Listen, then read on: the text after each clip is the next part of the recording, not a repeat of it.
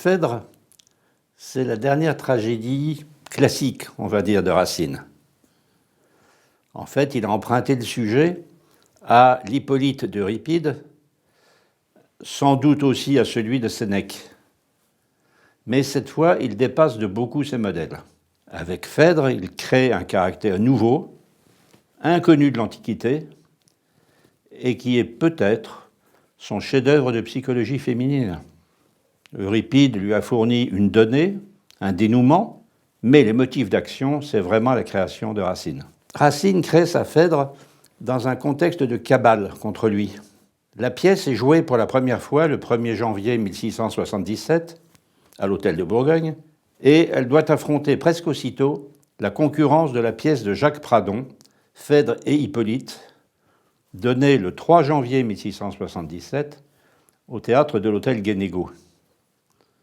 Théâtre qui réunissait alors la troupe de Molière, disparue depuis 1673, et celle du théâtre du Marais. Cette concurrence, encouragée par la duchesse de Bouillon et son clan, donna lieu à une querelle littéraire qui déboucha sur l'affaire des sonnets. En effet, le lendemain de la première, un sonnet circula, venu du parti des ennemis de Racine. On s'y moquait de la pièce et de l'actrice qui interprétait Tarissi. Le parti de Racine y répondit sans prendre de fleurs, et on promit à Racine des coups de bâton. Il fallut l'intervention du grand Condé pour faire cesser la querelle. Pendant les 2 premiers mois, la pièce de Pradon connut un demi-succès, mais c'est finalement la Phèdre de Racine qui s'imposa. L'action de cette Phèdre se déroule à Trézène, dans l'actuelle Péloponnèse, en des temps très reculés. Phèdre, seconde femme de Thésée, roi d'Athènes, éprouve un amour incestueux pour Hippolyte, le fils de son époux. Un sujet fort délicat et assez nouveau dans le théâtre classique, qui suscite rapidement une série de coups de théâtre. La pièce s'achève d'ailleurs sur la mort d'Hippolyte, tué par ses chevaux furieux, puis celle de Phèdre qui s'empoisonne aux pieds de son époux. L'extrait proposé en lecture est le moment où Phèdre avoue son amour coupable à Hippolyte, scène 5 de l'acte 2. Après Phèdre, Racine abandonne le théâtre. On ignore les vraies raisons qui l'ont conduit à cette décision. Mais il est fortement probable que le roi, en lui confiant sa charge d'historiographe, entendait qu'il s'acquitte de cette mission à plein temps. Et Racine a dû alors suivre le roi jusque sur les champs de bataille dans les Flandres. Et dès lors, plus de 10 années vont s'écouler, pendant laquelle il se contentera d'être, avec Boileau, l'historiographe du roi, mais aussi un bon père de famille.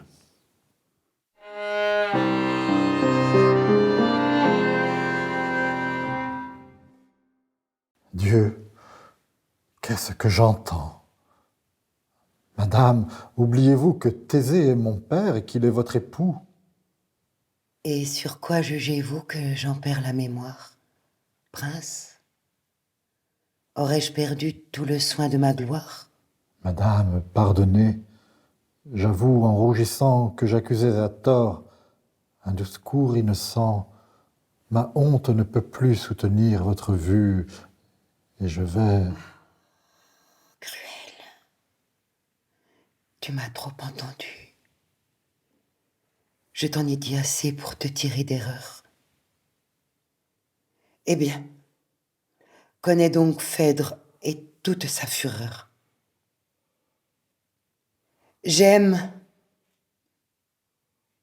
Ne pense pas qu'au moment que je t'aime, innocente à mes yeux, je m'approuve moi-même, ni que du fol amour qui trouble ma raison, ma lâche complaisance et nourrit le poison. Objet infortuné des vengeances célestes, je m'abhorre encore plus que tu ne me détestes. Les dieux m'en sont témoins. Ces dieux qui, dans mon flanc, ont allumé le feu fatal à tout mon sang. Ces dieux qui se sont fait une gloire cruelle de séduire le cœur d'une faible mortelle.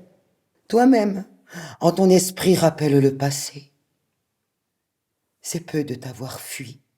Cruel, je t'ai chassé. J'ai voulu te paraître odieuse, inhumaine, Pour mieux te résister, j'ai recherché ta haine. De quoi m'ont profité mes inutiles soins? Tu me haïssais plus, je ne t'aimais pas moins. Tes malheurs te prêtaient encore de nouveaux charmes. J'ai langui, j'ai séché dans le feu, dans les larmes.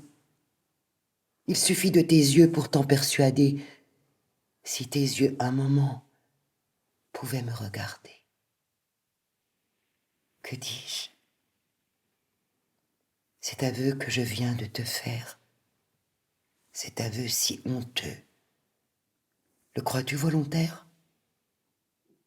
Tremblante pour un fils que je n'osais trahir, je te venais prier de ne le point haïr. Faible projet d'un cœur trop plein de ceux qu'il aime. Hélas, je ne t'ai pu parler que de toi-même. Venge-toi, punis-moi d'un odieux amour, digne fils du héros qui t'a donné le jour, délivre l'univers d'un monstre qui t'irrite. La veuve de Thésée ose aimer Hippolyte. Crois-moi, ce monstre affreux ne doit point échapper. Voilà mon cœur. C'est là que ta main doit frapper. Impatient déjà d'expier son offense, au-devant de ton bras je le sens qui s'avance, frappe. Ou si tu le crois indigne de tes coups, si ta haine m'envie un supplice si doux, ou si d'un sang trop vil ta main serait trempée, à défaut de ton bras, prête-moi ton épée. Donne.